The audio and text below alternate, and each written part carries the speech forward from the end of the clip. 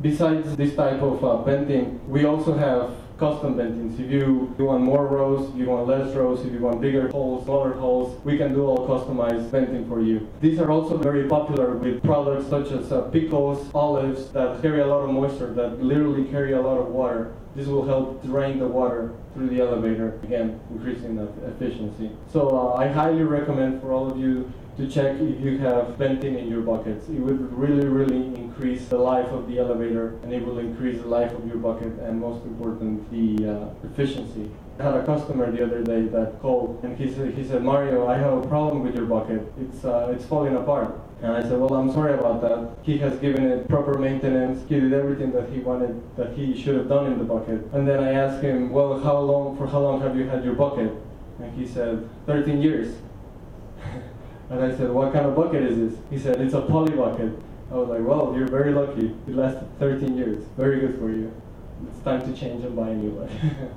We have come up with a new line of buckets with a thicker lid. We call them extreme duty buckets. They have up to 35% more plastic per bucket. These buckets are very cost effective since a thicker lid, and they also have a thicker back, up to 35% more. So, and you can get them in any material, poly, nylon, or urethane. The best way to resolve this normal wear, obviously replace the bucket, give it normal maintenance. Sometimes, due to improper care of the casing of the trunking of the bucket elevator, there's loose pieces of metal, there's loose pieces of material, of spare parts, or whatever you want that got stuck in there, that is just loose and it's going around the elevator. This is very dangerous because first it will break your buckets, and second it could get into feed that you are feeding the animals or the silos or whatever, causing very bad damage. So obviously it's good to check for any loose components that go into your elevator, otherwise they will break the buckets and cause damage. Here we'll go over a quick list of things to check in your elevator in order to make sure you're getting the best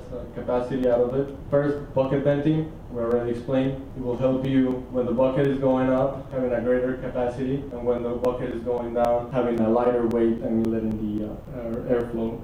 Belt tightening, checking how tight the belt is. It's also important. You don't want the belt to elongate and to move back and forward in the elevator. If your belt is not properly tight, the bucket will crush into the casing, causing the casing to break, causing you a long downtime. Another important issue that I want to mention here would be the belt speed. You do not want your discharge to go very fast. If you have a very fast discharge, you will affect the casing of the elevator when doing the centrifugal discharge. If you don't have sheeting protection on your on the boot of the elevator, this will cause to change the integrity of the casing. You can also check throat plates, spout and size, bucket fill, and the speed, and the shaft drive. So, the summary: check for damaged buckets, check for worn buckets, make sure your bolts are a grade number 2, make sure they're very well tightened.